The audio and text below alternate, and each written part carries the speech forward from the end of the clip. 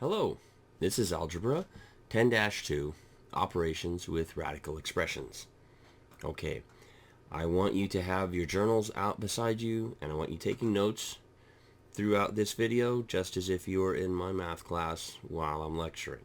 Okay, it's important to the learning process that you process this through your eyes and your ears and write it down, and it gets in your brain better. You learn it better taking notes.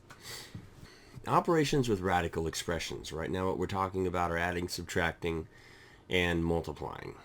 Dividing is the same thing, but we'll hold off on that for just a second. Now you can add and subtract radicals the same way you do monomials. For example, if you had 2x plus 7x, all right, that's going to equal 2 plus 7 times x, right? Which is equal to 9x. In radical land, you would have 2 times the square root of 11 plus 7 times the square root of 11. That's going to equal 2 plus 7 times the square root of 11, which is going to equal 9 times the square root of 11. Okay, quick review on radicals. This is the radical sign, and this guy is called the radicand. This is important to know because next, what I'm going to tell you is that you can only multiply, add, subtract, multiply, and divide radicals that have the same radicand. If we had, say, 15y minus 3y, and this is going to be 15 minus 3 times y, or 12y. Okay, over here, if we had 15 times the square root of 2 minus 3 times the square root of 2, that's going to equal 15 minus 3 times the square root of 2, which is equal to 12 times the square root of 2. You can also say this 12 radical 2. Instead of square root of, it gets a little old. You can say 12 radical 2, 15 radical 2, 3 radical 2. Okay, so what this is saying then is that you can only combine or do operations with radicals that have like radicands. So let's do an example here. Example 1 on page 536. All right, and it says to do this. Part A, simplify this guy. So we have 4 radical 3 plus 6 radical 3 minus 5 radical 3. Okay, now, yes, you can whip this out in your head, but I encourage you to get into the habit of taking the distributive property of these guys and combining the factors that are combinable. Okay, such as taking this and going 4 plus 6 minus 5 radical 3, and that's going to equal to 10 minus 5 is 5 radical 3. Okay, what if you had something that was a little bit different? All right, let's do part B then. Okay, then part B says 12 radical 5 plus 3 radical 7 plus 6 radical 7 minus 8 radical 5. Again, I encourage you to take the factors out in distributive form, all right, so that you can prevent confusion. So let's take the radical 5s out first. So we have 12 minus 8 times radical 5 plus, we have 3 and 6. 3 plus 6 radical 7. Okay, so 12 minus 8 is what? 4. 4 radical 5 plus 3 plus 6 is 9 radical 7. This then is the answer. That's as simplified as you can get, because radical 5 and radical 7, you might as well think of those as x's and y's. You can't combine x's and y's, so 4x plus 9y would be as simple as you can get. Same thing here. 4 radical 5 plus 9 radical 7 is as simplified as you can get. Alright, so far so good.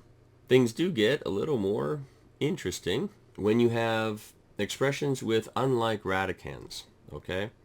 So for example, if you had example 2 on page 537, and it says to simplify this guy. So you have 2 radical 20 plus 3 radical 45 plus the square root of 180.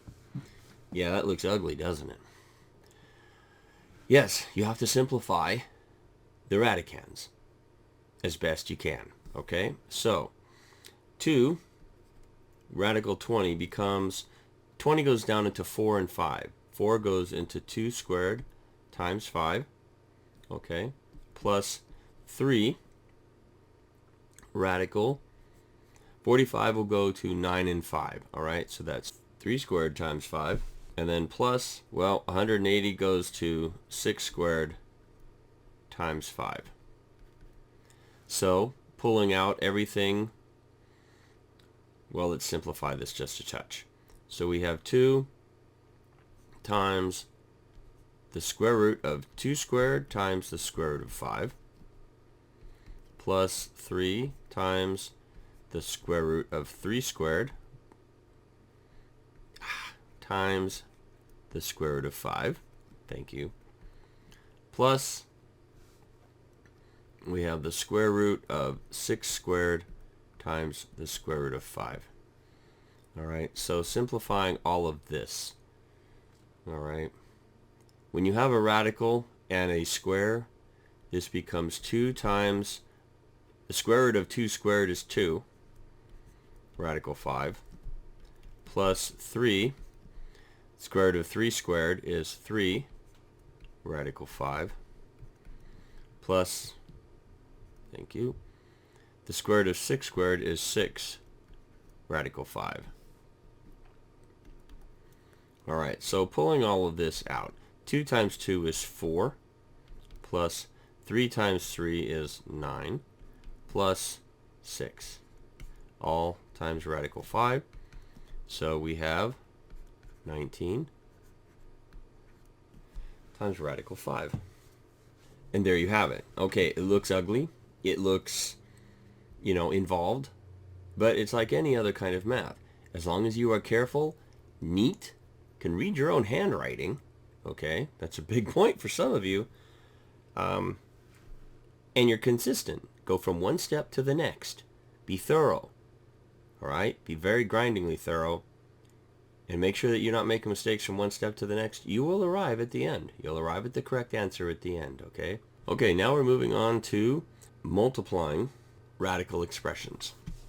Alright, so that's basically covered in example 3, and that's on page 537. And example 3 says basically you have this. Okay, so one side is given by the expression 3 radical 6 minus radical 10. The other side is given as 4 radical 5 minus 2 radical 3. And of course, you are supposed to find the area. Okay, so the area is equal to the length times the width, which is one side times the other. Alright, so we have 4 radical 5 minus 2 radical 3 times 3 radical 6 minus radical 10. Now remember, when I said that you can treat radical signs like monomials, okay? So if this were two factors of a quadratic, you would know what to do with them, right? You'd FOIL them. Okay? F-O-I-L. First, outer, inner, last. Same concept here. Okay? Very useful concept. The first terms, 4 times the root of 5 and 3 root 6. Okay? So I'm going to write this all out, and it's going to look ugly, but we'll just go with it. Okay? So we have 4 root 5 times 3 root 6. Those are the first terms, minus 4 root 5 times root 10. Those are the outer terms, okay, minus the inner terms of 2 root 3 times 3 root 6. And now here's the last terms, plus 2 root 3 times root 10. Okay, now you have to be adept at manipulating the negative signs here and there throughout this, okay? Obviously, if you have a positive and a negative multiplied together, you are going to end up with a negative overall. A negative overall, but if you have two negatives that you're multiplying together, that will end up as a positive, all right? So I have just done that here rather than carrying through the additional complication of managing the negative signs. Okay, now we come to combining like terms, so to speak. And it's not really even like terms, you're just multiplying out products. So, this first term here, 4 times 3 is 12. Radical 5 times 6 is 30. And that's all there is to it. Minus, the next one is 4 times the square root of 50. Okay, 5 times 10. Minus the next terms, 2 times 3 is 6, times the square root of 3 times 6, which is 18, plus 2 times the square root of 3 times 10 is 30. All right. Okay, well, now what? Well, now you have to go through and look at your radicands, okay? 30. There isn't any combination of numbers that will end up with a square in it. 30 has no common factors. So in other words, or not common factors, greatest common factors. So if you have 30, okay, no matter how you break this down, let's say 6 and 5, we have 2, 3, and 5. Okay, none of those are combos. You can't square them. In other words, we don't have 2 and 2 and then 3 and a 5. So 30 is as simplified as you can get for a radicand. Okay, 50, well, what can you do with 50? Well, you can go 25 times 2. Okay, so we have, simplifying this then, we have 12 radical 30 minus 4 times 5 squared times 2.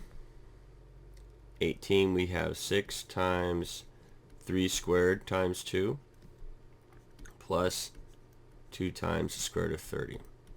Okay, and all of that becomes 12 square root of 30 minus 4, and I'm going to pull all this out, 5 square root of 2, like that, minus 6 times 3 square root of 2 plus 2 times the square root of 30. Okay, it looks ugly, and yes, there's a lot going on here. There's a fair number of moving parts, but just take it one step at a time. You don't eat this thing all at once. You do it one step at a time, and when you get to the end, you'll have it.